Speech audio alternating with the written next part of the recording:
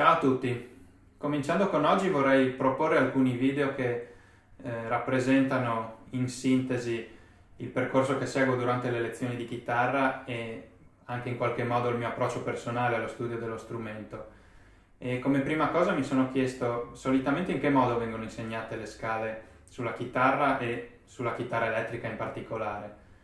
E per la mia esperienza personale, sia come studente che come insegnante, mi sono accorto che spesso anche un argomento così importante genera un po' di confusione, per esempio perché si mescolano i concetti di tonalità con quello di modalità, oppure perché sulla chitarra vengono mostrate una serie di diteggiature che apparentemente hanno poco in comune, anche se in realtà stiamo suonando la stessa scala. Avendo a che fare anche con allievi molto piccoli, mi sono trovato un po' nella necessità di sviluppare un sistema il più immediato e intuitivo possibile. Per prima cosa dunque, quando l'allievo è un principiante assoluto che non ha mai preso in mano la chitarra, inizio mostrando la scala maggiore su un'unica corda. Quindi, per esempio, la scala di Do maggiore la posso suonare sulla seconda corda a partire dal primo tasto. Mostrare la scala in questo modo penso sia molto utile perché permette fin da subito di visualizzare la struttura della scala maggiore e i rapporti che ci sono tra le varie note, quindi quello che in un secondo tempo verrà spiegato essere l'intervallo di tono e di semitono. Questa diteggiatura può poi essere trasportata su tutte le altre corde o anche spostata su differenti tasti, e in questo modo si abitua anche l'orecchio a riconoscere un po' la sonorità della scala maggiore. Il passo successivo è poi quello di compattare questa diteggiatura in una posizione più comoda, diciamo. Di solito io scelgo di partire mostrando questa diteggiatura. Quindi sto sempre considerando la scala di Do maggiore e questa volta l'ho suonata a partire dal terzo tasto sulla quinta corda. Però come prima mi sono limitato ad un'unica ottava.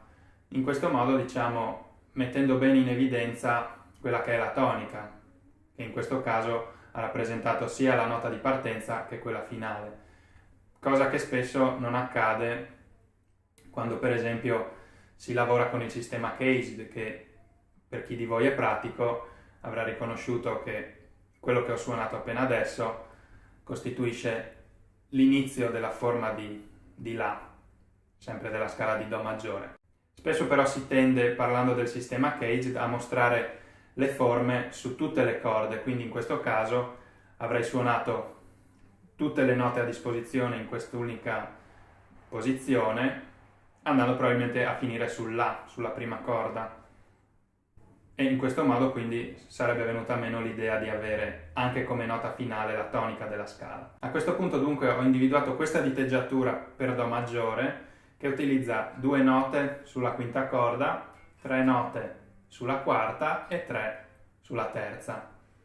Dunque a questo punto, per andare avanti, prendo uguale quest'idea e la trasporto partendo da questo nuovo Do che ho individuato sul quinto tasto della terza corda. In questo caso naturalmente la cordatura standard della chitarra mi costringe, arrivato sulla seconda corda, a spostarmi di un tasto in avanti, però il principio viene comunque mantenuto di avere le prime 2 note sulla corda più bassa, dopodiché 3 note e 3 note.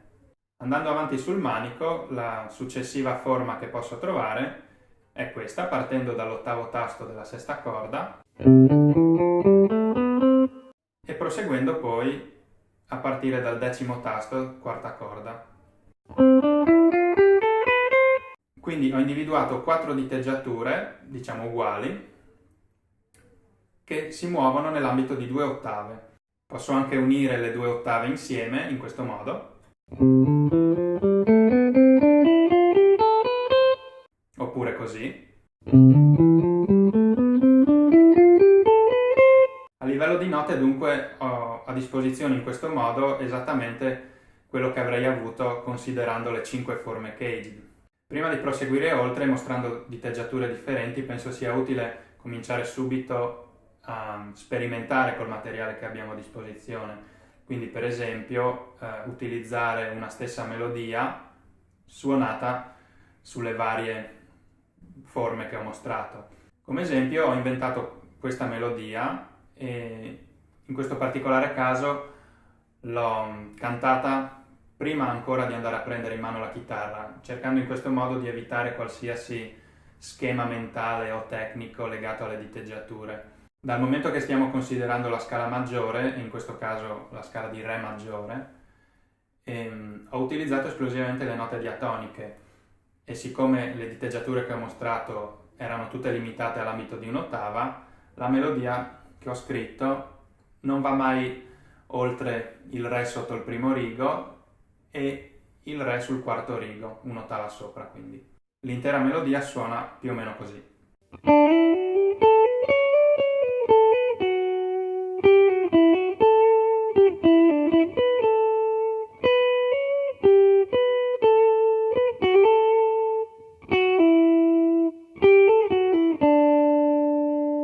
Naturalmente in questo modo non è molto comoda da suonare perché mi costringe costantemente a cambiare la posizione con la mano sinistra e dunque ovviamente è molto più semplice suonarla in posizione.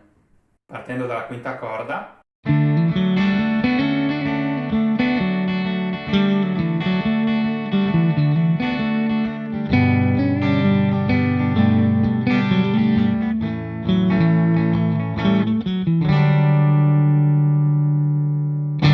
in questo caso come accompagnamento ho utilizzato esclusivamente i 3 accordi che fanno riferimento alle funzioni principali della scala maggiore. Quindi in questo caso il Re maggiore, la tonica, il Sol maggiore, la sottodominante e il La maggiore, la dominante. Posso adesso spostarmi partendo dalla terza corda e in questo caso utilizzerò un accompagnamento leggermente diverso.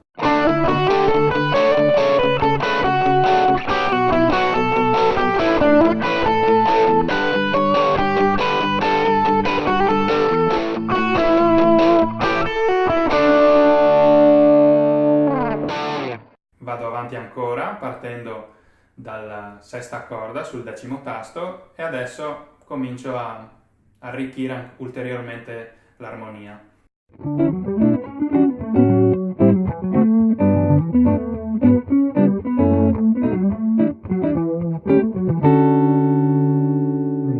A questo punto l'ultima diteggiatura che rimane è quella che parte dal dodicesimo tasto sulla quarta corda e proverò adesso a utilizzare un'armonia minore, quindi facendo riferimento non a Re maggiore come ho fatto sempre fino adesso, ma utilizzando gli accordi di Si minore, quindi la relativa minore.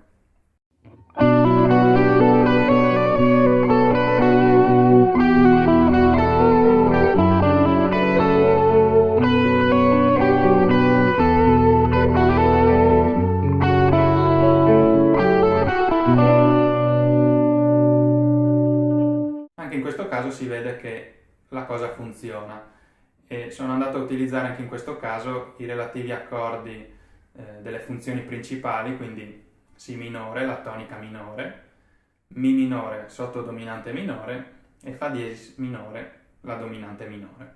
Bene, questo è tutto e ci rivediamo alla prossima.